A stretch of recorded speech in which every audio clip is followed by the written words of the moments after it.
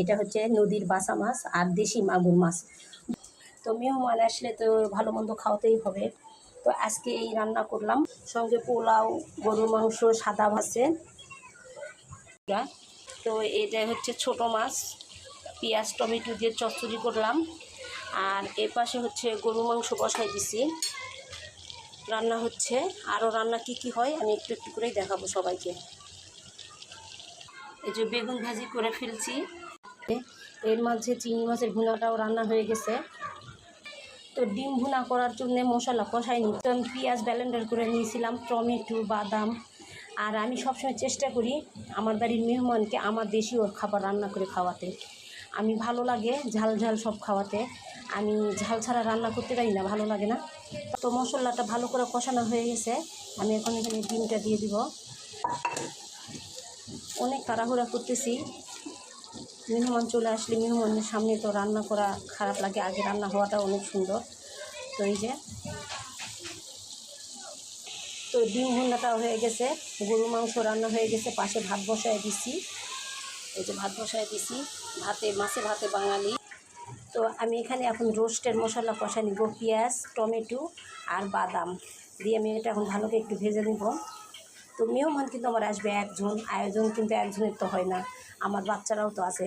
তো আমরা তো মাছে ভাতে বাঙালি, ভাত বসায় দিছি আর সাদা পোলাও। তো রোস্টের মশলাটা আমি কষাই নিই, আপনারা কিন্তু দেখতে থাকেন।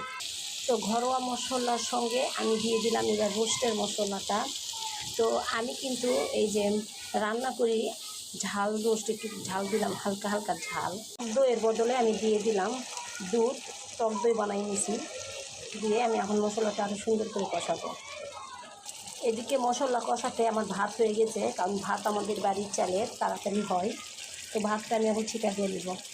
হয়ে গেছে, এই পাশে তেল দিছি, গরম হলে পোলাওটা রান্না হবে। পেঁয়াজ ভাজার পরে ওখানে কাঁচা জিরা, গরম মশলা দিলাম, দেওয়ার পর পোলাও চালটা দিয়ে আমি আদা রসুন বাটা দিয়ে দিলাম, আর দিলাম স্বাদ মতো লবণ দিয়ে আমি এখন পোলাও চালটা ভালো করে ভেজে নিব।